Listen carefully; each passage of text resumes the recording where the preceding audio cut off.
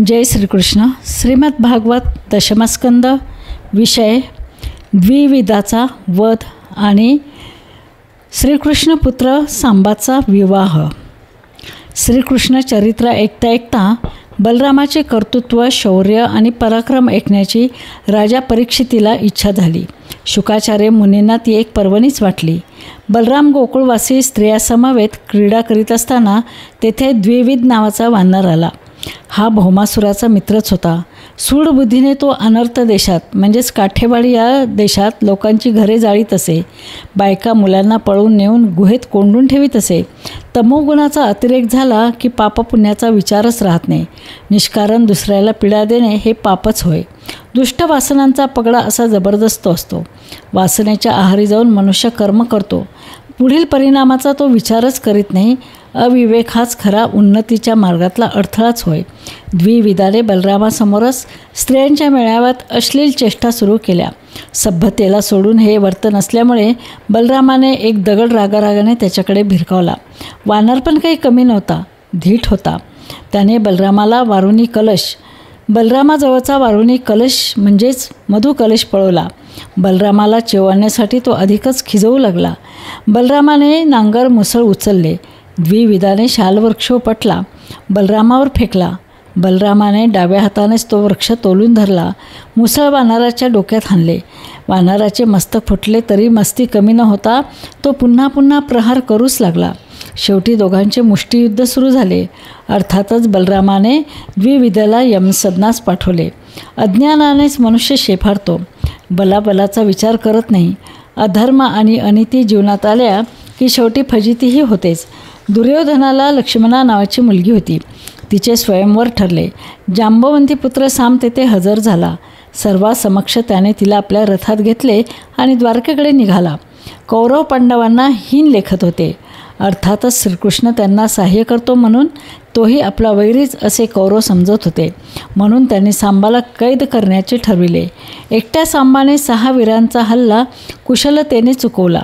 दुर्योधन, शल, कर्ण यासारख्या वीरांचा चुटकीसरशी पराभव केला. शेवटी 6 जणांनी वेगवेगळ्या मार्गाने आणि वेगवेगळ्या शस्त्रांनी सांबाला घेरले. त्याला रथहीन केले आणि कैद केले. लक्ष्मणेसह त्याला हस्तिनापुरात आणले. ही बातमी यादवांना कळलीच. ते युद्धाच्या तयारीला लागले. खुद्द बलरामाला सुद्धा युद्ध नको होते. त्याने यादवांना शांत केले. सांबाला सोडून आणतो अशी प्रतिज्ञाच केली. आपल्या दिव्य रथातून तो निघाला. उद्धवाला पण बरोबर घेतले होते. आपण स्वतः हस्तिनापूरच्या उपवनात थांबला. उद्धवाबरोबर धृतराष्ट्राकडे निरोप पाठविला. भीष्मादिकांना आपण स्वतः भेटला. इतर वीरांना भेटून उपवनातच मुक्काम केला. धृतराष्ट्राच्या सांगण्यावरून दुर्योधन बरीच मंडळी बलरामाला सामोरे गेली. यथासांग घाटीबेटी झाल्या. धीर गंभीर वाणीने बलराम म्हणाला, सर्वसमर्थ राजाधिराज उग्रसेन महाराजांची तुम्हाला आज्ञा आहे. त्या आज्ञेचे पालन तुम्ही त्वरित करावे. तुम्ही अधर्माने वागत आहात. तुम्ही अनेक जणांनी मिळून धर्मज्ञ असणाऱ्या एकट्या सांबांचे बंधन केले आहे. केवळ आपसात कलह नको म्हणून आम्ही सारे हे सहन केले. सामोपचाराने सांगत आहो की सांबाला त्वरित मुक्त करा. त्याच्या वधूसह त्याला निरोप द्या. हेच तुमच्या हिताचे होईल, अन्यथा नाश पावाल. बलरामाचे भाषण संपले न संपले तोच दुर्योधन गरजला. आज्ञा? कोणाची आज्ञा? हे कोण आम्हाला आज्ञा करणार? हे कोण कुठले राजे? आम्ही काय त्यांचे मांडलिक आहोत का आज्ञा करायला? आमच्या कृपेवर ते जगत आहे म्हणून काय आम्ही त्यांचे ऐकायचे? आमचे जोडे त्यांनी उचलावे अशी त्यांची किंमत. काय हा धीटपणा? असली दुरुत्तरे करून मोठ्या घमेंडीने दुर्योधन हस्तिनापूरला पोहोचला. बलरामाला हे घमेंडखोर भाषण रुचले नाही. कौरव कृष्णाला सुद्धा हीन समजतात याचा तर त्याला फारच राग आला. सारी पृथ्वी कौरव हीन करतो अशी घोषणा करीत तो उठला. हातात नांगर घेतला. खोलवर नांगराचा फाळ घातला आणि सगळे हस्तिनापूरच गंगेत पालथे घालतो अशा निश्चयाने जोर लावला. नांगराने जमीन उचकटायला सुरुवात केली. सारे शहरच्या शहरच उचकटले जात होते. भांड्याची उतरंड पडावी तशी घरे कोसळू लागली. घराघरातून माणसे आरडाओरडा करू लागले. धावपळ सुरू झाले. कोणाला धड उभेही राहता येईना. सर्वांचे प्राण जाणार हे अगदी निश्चित झाले. सगळेजण दुर्योधनाला दोष देऊ लागले. आता दुर्योधनाला बलरामाच्या शक्तीचा अंदाज आला. दुर्योधन चटकन उठला. सांबाला मुक्त केले.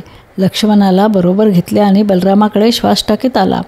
आल्या आल्या बलरामाला वंदन केले, त्याची प्रार्थना केली, राग आवरून प्रसन्न होण्याची विनंती केली, आपण चुकलो याची कबुलीही दिली, क्षमेची याचना केली, आमचे रक्षण कर असे पुन्हा पुन्हा विनवू लागला. बलरामाने बोलण्यातली सत्यता जाणली, नांगर मागे घेतला. दुर्योधनाने लक्ष्मणेचा विवाह सांबाशी लावून दिला. खुशीने आनंद म्हणून 1200 हत्ती बलरामाला अर्पण केले. 10,000 घोडे आणि 6,000 सोन्याचे रथ दिले. अलंकारासहित 1000 दासी अर्पण केल्या. बलराम आनंदाने सांब आणि लक्ष्मणेसह द्वारकेत आला. आपल्या कर्तृत्वाचे स्मरण राहावे म्हणून हस्तिनापूर शहर गंगेकडे कलते अशा स्वरूपात त्यांनी तसेच ठेवले. श्रीकृष्णाचे जीवन म्हणजे वैभवाचा अथांग सागर, त्याचबरोबर बुद्धी म्हणजे युक्तीचा आगर. संपत्ती संतती दोन्ही भरपूर, तरीही विरक्ती पुरेपूर या ऐश्वर्याने नारद मुनी थक्क होऊन जात. तसे नारदांचे नेहमीच द्वारकेत येणे होत होते आणि कृष्णाची भेट घेत होते. एकदा असेच मुनी आले आणि कृष्णाला विनंती करू लागले, चिरकाल स्मरणात राहील अशी एकतरी लीला दाखवा. वास्तविक श्रीकृष्णाचे जीवनच लीलामयी होते. गोपाल कृष्ण भगवान की जय.